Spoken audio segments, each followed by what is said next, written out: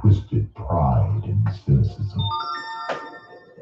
There are many who confine themselves to criticism of the way others do what they themselves dare not even attempt.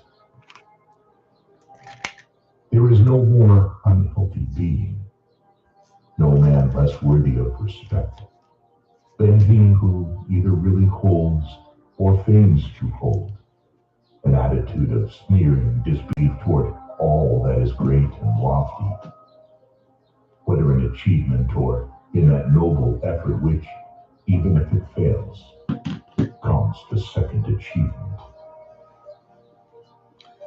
It is not the critic who counts, not the man who points out how the strong man stumbles,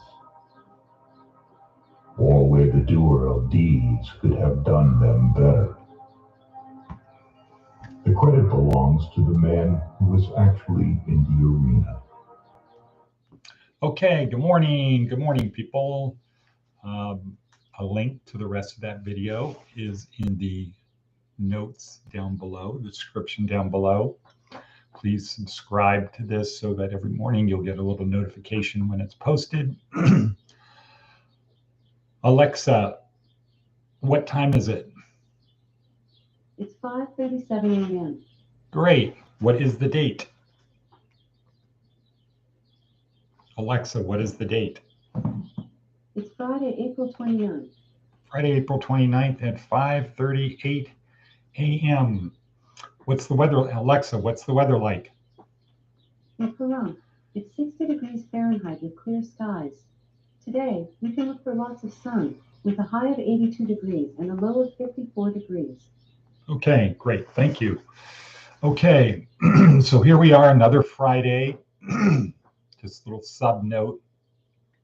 Yesterday, a lot of people, not a lot, relatively speaking, a lot of people said, hey, I paid last week. No, you didn't pay last week. You might have paid the week before. Now, the people who did actually pay last week are not the ones who said I paid last week, because we remember they paid. It's the other people who didn't pay that just don't seem to grasp how fast time passes, how quickly time passes. So we have people who paid 10 days ago saying, no, I paid last week. No, we got a picture of the deposit. We got a picture of this. We have all of this stuff. And no, you actually paid 10 days ago. You didn't pay for last week and you haven't paid for this week. So that's a problem. And a lot of people forget that they start out owing a lot when they get down to Las Vegas. So a lot of people, it's when they get out, yeah, I'll do anything. Yeah, for an opportunity to get ahead. Then you get to Vegas and it's, well, I don't have a job. Then it's, I have a job, but I haven't gotten paid. Then it's, I've gotten paid. I have a job and I've gotten paid and I've got food, clothing. I've got everything I need and I've gotten paid, but I need to go buy this other stuff. I need to buy some tennis shoes, or I need to buy this. I need to buy that. So 8 weeks after people get here, they start paying. This is the past.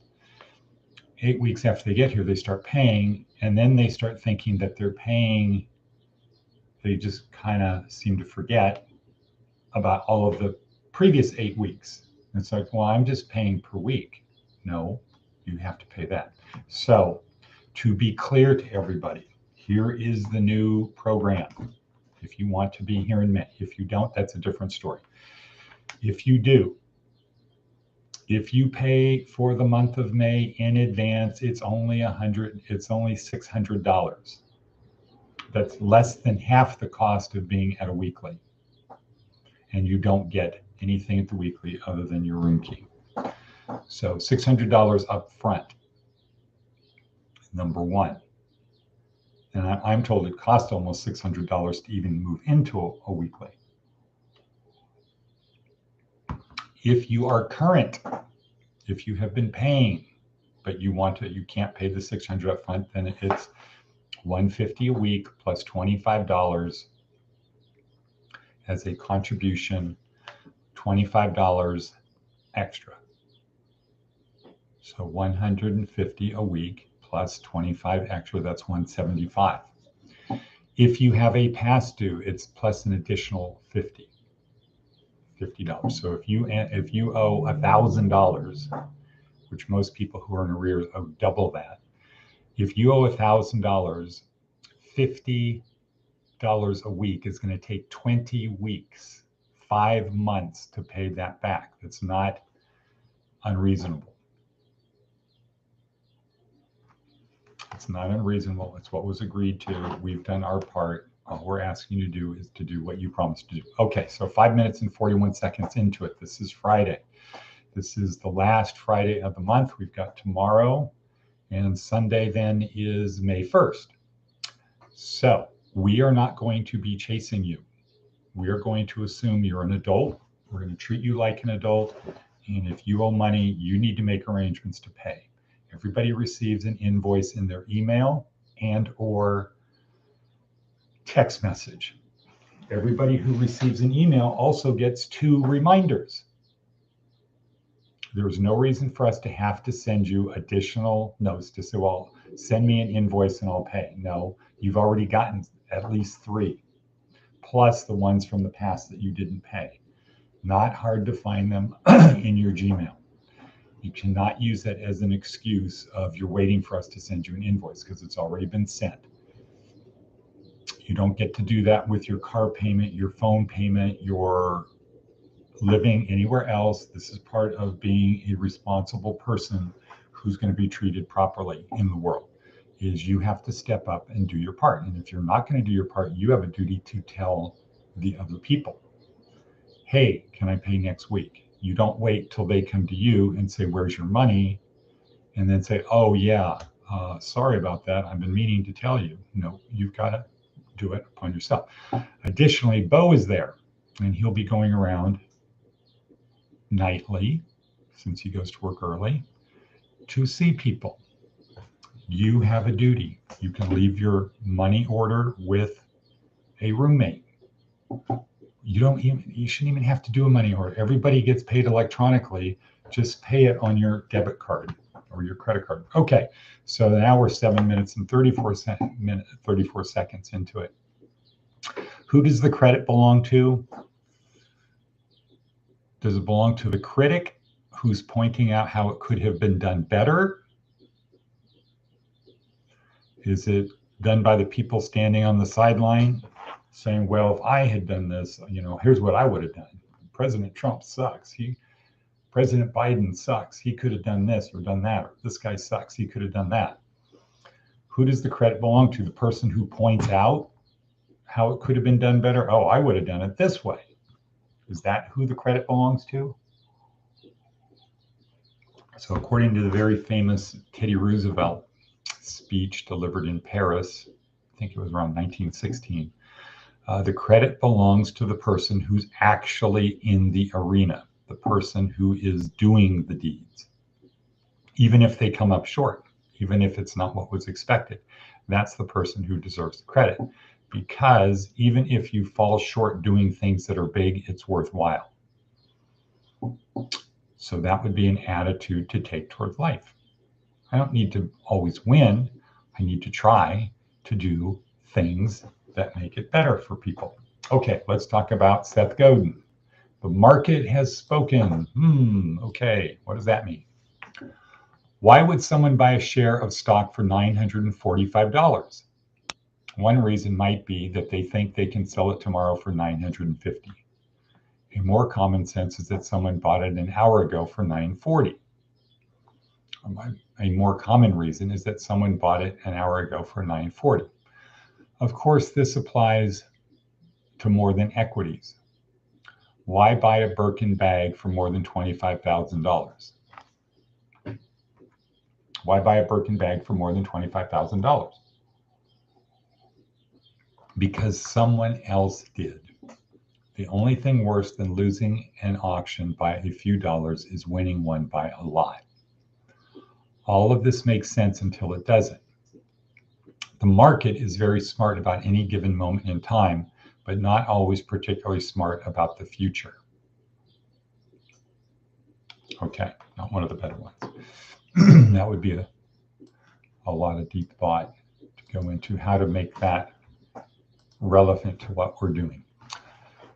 Here's how we want to leave it. It's 10 minutes and 12 seconds in. I am heading in about 14 minutes. I'm heading to Las Vegas, have a breakfast meeting with one of our students. I get to have one-on-one with one of our students. This is something I'm going to do every week. And see some other people, have some things done, some work. I'm always available by phone or by text. I want to acknowledge and thank Jeannie. She's now engaged with the emails from people in Wisconsin. So we're only about 70 emails behind now. And Jeannie is the second phone that will ring when somebody calls the 765. So I will try to continue to try to answer every call. But yesterday I was in some meetings and I had an eye exam, which turned out actually pretty good. And I wasn't able to take some calls. And boy, did I hear about it when they did get through. So rather than saying to the critics of how we should do it better, Jeannie's now going to be the backup person. I'm not going to have a lot of pressure on Jeannie. Any help that she gives is greatly appreciated. And then hopefully soon we'll have Charlene, who's volunteered to help with the letters that come in from Las Vegas, from our Nevada prisons. Charlene is going to be doing that. We have the magazines. I think I showed that yesterday.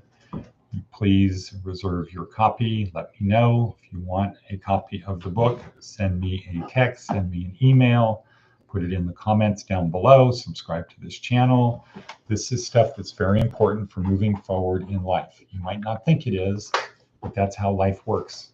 Sometimes when you're learning math in elementary school, it's not always apparent why it's important to do it until you get into a situation where you can't do it. So what is that expression of stay prepared so you don't have to get prepared? All right, so let's leave it at that. And our Navy SEALs maxim of yesterday was the only easy day. So have an outlook towards life that yesterday was the only easy day. Move forward through life with intention to make the world a little bit better place. And with that, I will say see you in the east, heading to the east.